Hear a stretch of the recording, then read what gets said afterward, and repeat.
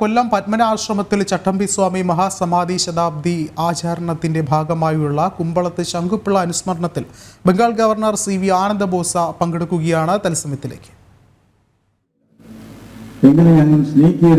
നാടകം കാണാൻ പോകും.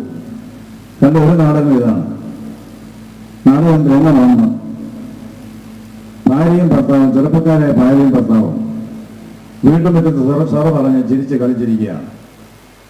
അപ്പോൾ കാണാം അകലെ നിന്ന് അമ്മായിയമ്മ വരുന്നു. അമ്മായിയമ്മ വരുന്ന പന്തിയല്ലല്ലോ എന്ന് കണ്ട് പെട്ടെന്ന് ഭാര്യയും ഭർത്താവും ഒരു കുടുംബ കലഹം ഉണ്ടാക്കി.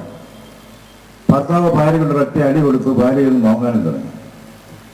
രംഗം വഷളാണെന്ന് കരുതി അമ്മായിയമ്മ തിരിച്ചുപോയി.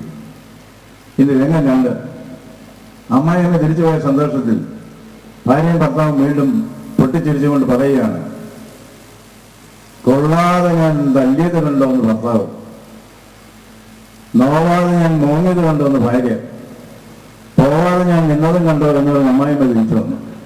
അതുപോലെ കൊല്ലക്കാരെന്നെ പറഞ്ഞു വിട്ടാലും പോവാതെ ഞാൻ നിന്ന് വിൽക്കും എന്ന ഒരു ഭീഷണി ഒരിക്കൽ കൂടി ഉയർത്തിക്കൊണ്ട് ഞാൻ തുടങ്ങുകയാണ്.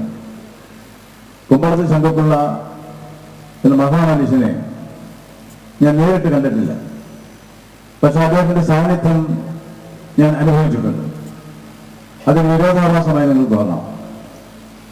എനിക്ക് IAS കിട്ടിയ സമയത്ത് മാന്നാനത്ത് NSS കരയോഗത്തിൽ വെച്ച്, എൻ്റെ നാടാണ് മാന്നാനം, ഒരു സ്വീകരണം സംഘടിപ്പിച്ചു.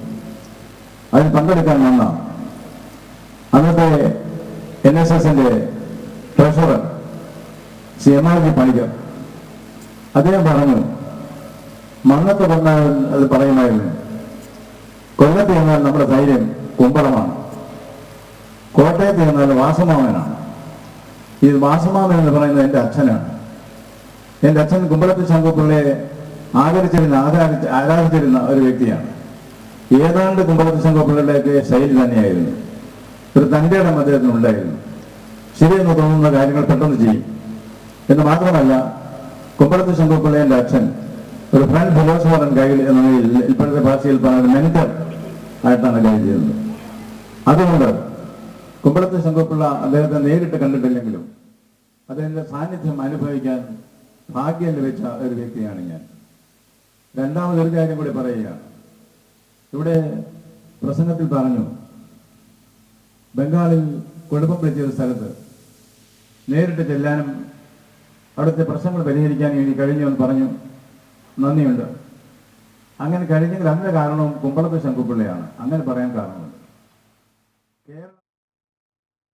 കൊല്ലം പത്മനാശ്രമത്തിലാണ് പരിപാടിയിൽ പങ്കെടുത്ത് സി.വി. ആനന്ദ ബോസ സംസാരിച്ചത്. തത്സമയമാണ് പ്രേക്ഷകർ കണ്ടത്.